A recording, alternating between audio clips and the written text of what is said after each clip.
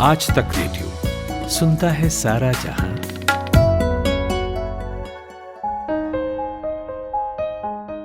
Hello नमस्कार, आज तक रेडियो पर आप सुन रहे हैं हेलो डॉक्टर। मेरा नाम है खुशबू कुमार।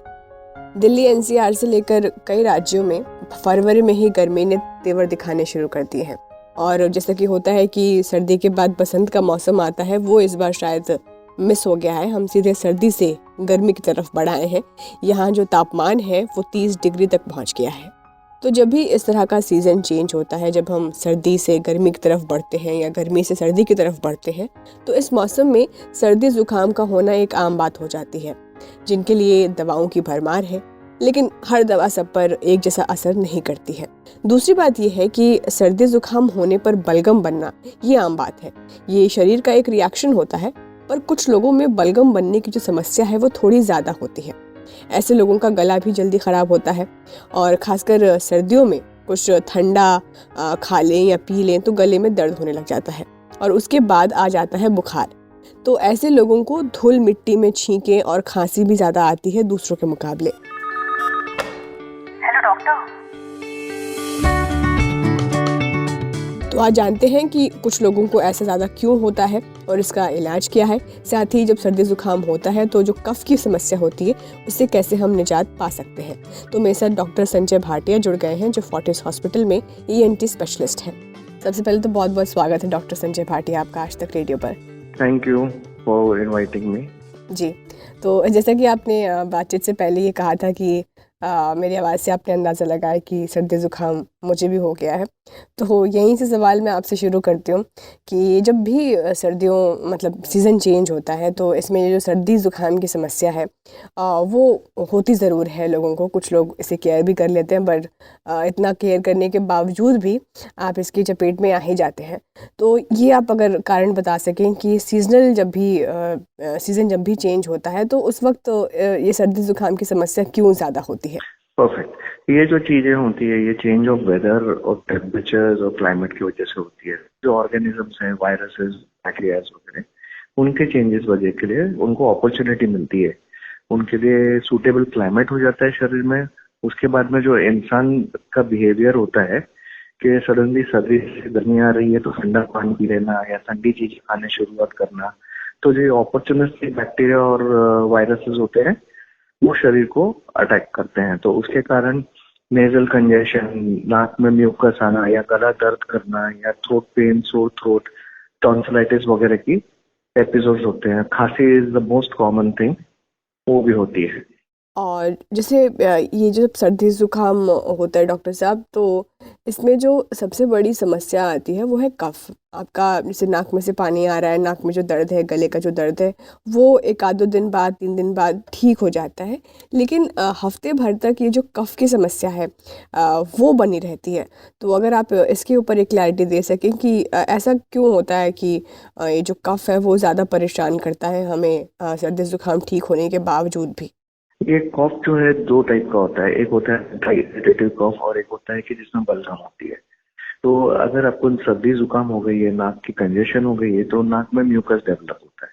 अगर वो म्यूकस अटक गया या स्टैग्नेट हो गया, जिसको यानी नाक की हड्डी टेढ़ी है या क्रॉनिक साइनोसाइटिस है, तो वो बलगम हरी पीली या वो म्यूकस की तरह गले में उतरते रहती है। तो आप खांसते हो तो उस खांसी में ग्रीन या येलो कलर की बलगम आती है। इसको हम वेट कॉफ बोलते हैं। ये जो वेट कॉफ है उसको हम मेडिकेट करके फ्लश आउट करते हैं। और जब साइनसेस और नोज कंजेशन कम हो जाता है फिर लास्ट में जाके खांसी जाती है। इसलिए जो आपका सवाल था कि खांसी लास्ट जाती है, वो बराबर था। दूसरा होता है कि हम जब भी खांसते हैं तो लोअर यानी बेसमेंट यानी स्टमक के भी कंटेंट थोड़े थोड़े ऊपर आते हैं। तो हम उसके साथ में एसिड रिफ्लक्स को भी देखते हैं। तो एसिड रिफ्लक्स के कारण भी ड्राई इरिटेटिव थ्रोट इरिटेशन और कॉफ चालू रहता है। तो it is not only nose and throat, मगर एसिड रिफ्लक्स को भी कवर करना चाहिए। और ईटिंग हैबिट्स पे स्पाइसी फूड जो काढ़ा लेते हैं लोग वगैरह, तो उसको ज़्यादा संभाल के लेना चाहिए उस टाइप पे। जी, और इसी से मेरा एक सवाल ये कि ये जैसे बलगम बनना जो है ये आम बात है, जैसे कि आपने भी कहा। लेकिन जैसे मैंने भी आसपास में से लोगों को देखा है, उनका दिन भर गला ख़राब रहता है। वो दिन भर जो है कभी कभार कफ पास आउट करते रहते, चाहे उन्हें सर्दी ज़ुकाम हो ना हो। तो और दूसरे लोग जल्दी इनका गला भी ख़राब हो जाता है। तो अगर आप ये वजह बता सकें कि आखिर ऐसा क्यों होता है कि इन्हें ये समस्या ज़्यादा होती है? इसके पीछे उनको एक तो होता है क्रॉनिक नोज या नोज डिजीज होती है। फिर उनकी एनाटॉमिकल स्ट्रक्चर, जो नोज का आर्किटेक्चर होता है, वो देखना पड़ता है। कहाँ पर नैरोइंग तो नहीं है, कहाँ पर साइनस ब्लॉकेजेस तो नहीं है, कहाँ पर क्रॉनिक साइनोसाइटिस तो नहीं चालू है, या नाक में मस्से या पॉलिप्स जिसको हम बोलते हैं एलर्जी के होते हैं, वो तो नहीं है। क्योंकि इनको क्रॉनिक कॉफ और पोस्ट नेजल या नाक के पीछे से जो बलगम आते रहती है वो चालू रहती है। तो एलर्जिक एपिसोड, छींके आना, नाक से क्लियर पानी आना और फिर नाक गाढ़ा, बलगम गाढ़ा होके ब्लॉक कर देते हैं नाक को। तो इनको थ्रू आउट द ईयर चालू रहता है। तो उनको हम nasal anti allergic medicine, saline के नेजल वॉशेस और स्टीरॉइड बेस्ड नेजल स्प्रेज देते हैं या एंटी एलर्जिक नेजल स्प्रेज देते हैं। इसके साथ में एसोसिएटेड चेस्ट कंडीशंस भी हो सकती है, जैसे ब्रोंकाइटिस, अस्थमा वगैरह। तो फिर वो चेस्ट फिजिशियन के हेल्प से हम लोग वो ब्रोंकोडायलेटर्स या एंटी अस्थमेटिक ड्रग्स देते हैं उनको। तो ये जो केसेस है उनको थोड़ा लॉन्ग ड्रॉन रहता है और उनको लॉन्ग ड्रॉन थ्रोट इरिटेशन, क्योंकि माउथ ब्रीदिंग करते हैं तो थ्रोट इरिटेशन भी चालू रहता है उनको। प्लस एसिडिटी तो कांस्टेंट होती है, क्योंकि खास खास के एसिड ऊपर आती है। और जैसे आपके पास डॉक्टर से कंसल्ट करना तो मतलब एक दूसरा फेज़ हुआ जब आपसे खुद जो आपने कुछ स्टेप्स लिए हैं उससे ठीक ना हो रहा हो। लेकिन वो स्टेप्स हम जो लेते हैं वो सही नहीं होता है कई बार। तो वो मतलब किस तरह से हम अपने लेवल पर एक सही स्टेप्स लेते हुए ये जो सर्दी ज़ुकाम की समस्या है इसे ठीक कर सकते हैं? तो अभी इसमें ये है कि हमको तो पहला तो ट्रिगर फैक्टर्स को कंट्रोल करना चाहिए, किस चीज से मेरे को ये ट्रिगर हो रहा है। जैसे मौसम चेंज हो रहा है तो सर्दी से गर्मी हो रही, तो तुरंत लाइफस्टाइल में जरा संभाल करना चाहिए। Eating out habits, spicy food habits, वो सब ट्रिगर फूड्स होते हैं, वो सबसे जरा मॉनिटर करना चाहिए। फिर कॉमनली नोन है कि गरारा करना, तो गरारा भी ज्यादा करने से गले में दर्द बढ़ सकता है। तो हम लोग बोलते हैं ओरल रिंस करो इंस्टेड ऑफ गार्गलिंग। और स्टीम इनहेलेशन अक्सर लोग नोज के थ्रू लेते हैं, नोज से कभी नहीं लिया जाता steam inhalation, always through mouth. और माउथ से भी हम बोलते हैं steam inhalation not more than 2 to 3 minutes morning and 2 to 3 minutes at bed time. तो simple sip on warm liquid. Next mistake लोग करते हैं कि चाय कॉफी वगैरह ज्यादा लेते हैं कि गर्माइश मिलेगी, लेकिन उसके कारण फिर एसिडिटी या एसिड रिफ्लक्स बढ़ जाता है। तो उसको कंट्रोल करना जरूरी है कि चाय कॉफी वगैरह नहीं, इंस्टेंट उसके अलावा आप सिर्फ वार्म वाटर ले लो तो भी चलेगा। Sip on warm water will help you. Clear soups वगैरह ले लो, वेजिटेबल ब्रॉथ्स ले लो, नॉनवेज लेते तो चिकन सूप वगैरह क्लियर वाले ले लो, तो that also helps to soothen this throat. Honey and मिश्री या क्या बोलते हैं, खड़ी शक्कर मराठी में बोलते हैं, हिंदी में मिश्री बोलते हैं, वो अगर मुंह में लॉजेंजेस जैसा रखेंगे या हनी का शहद का बड़ा स्पून लेके स्वॉलो करोगे तो थ्रोट को इजीनेस मिलती है, कंफर्ट मिलता है। जी। जैसे कि आपने भी ये माना कि सर्दी ज़ुकाम जब आपको हो रहा हो तो मतलब कॉफ़ी और चाय ये सब नहीं पीना चाहिए। वैसे लोग बोलते भी हैं कि जब शुरुआती केस जो आपके सर्दी ज़ुकाम में मतलब पहला और दूसरा तीसरा दिन है उसमें आपको दूध का चाय या फिर कॉफ़ी या फिर उसमें अदरक डाल के ये सब चीज़ें जो हैं वो आपको नहीं पीनी चाहिए क्योंकि इससे कफ सूखता है। तो इस पे अगर आप बता सकें, कुछ क्लैरिटी दे सकें कि कितना सही है और ये कितना गलत? Best is warm water. Best हम तो, मैं तो वही बोलता हूँ। और फिर क्लियर सूप्स बोलते हैं हम, जैसा हल्दी डाल के वेजिटेबल का सूप्स ले लो, क्लियर पानी होता है वेजिटेबल का, दाल का पानी हो गया जैसा हो गया। अगर आप नॉन वेज वाले हो तो फिर सिर्फ चिकन का ब्रॉथ ले लो हल्दी डाल के वगैरह। सो वो सब आपको हेल्प करते हैं, इजी टू डाइजेस्ट भी होता है, एसिडिटी भी कम होती है।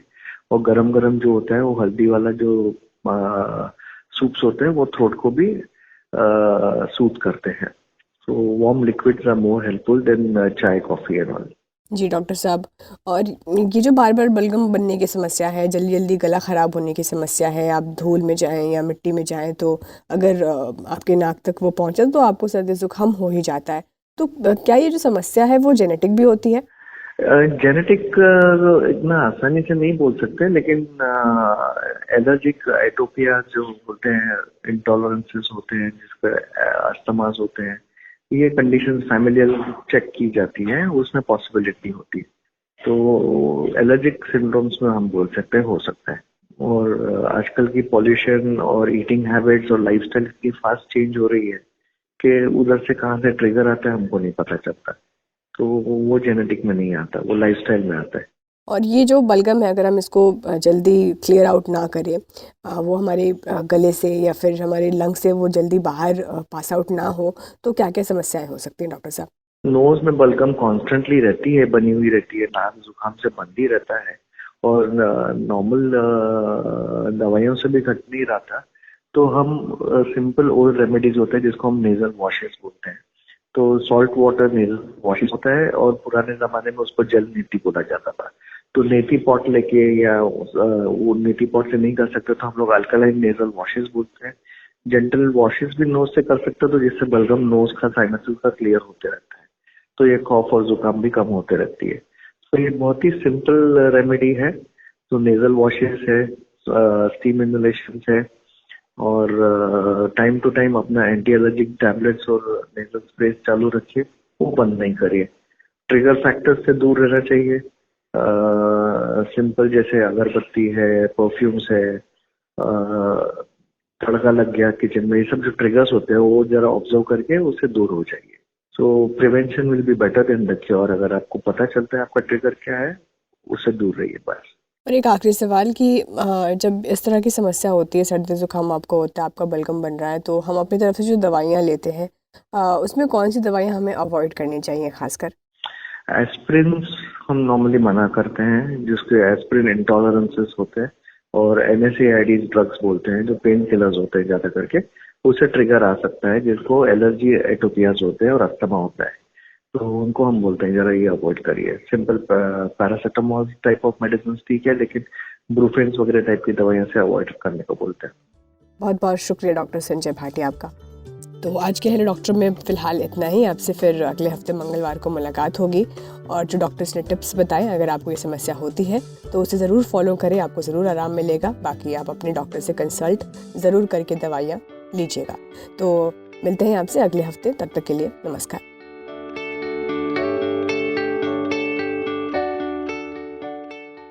धरती चौकोर नहीं, गोल है। बरमूडा ट्रायंगल में कुछ तो झोल है। ब्लू स्काई में समंदर का रोल है। आपको पता है कोहिनूर का क्या मोल है? मोटी किताबें मत उठाइए, गूगल भी मत चलाइए, बस आज तक रेडियो पर ज्ञान ध्यान लगाइए। हर वेडनेसडे से संडे रोज लगेगी क्लास एप्पल पॉडकास्ट, विंक म्यूजिक, स्पॉटिफाई, जियो सावन और गूगल पॉडकास्ट पर।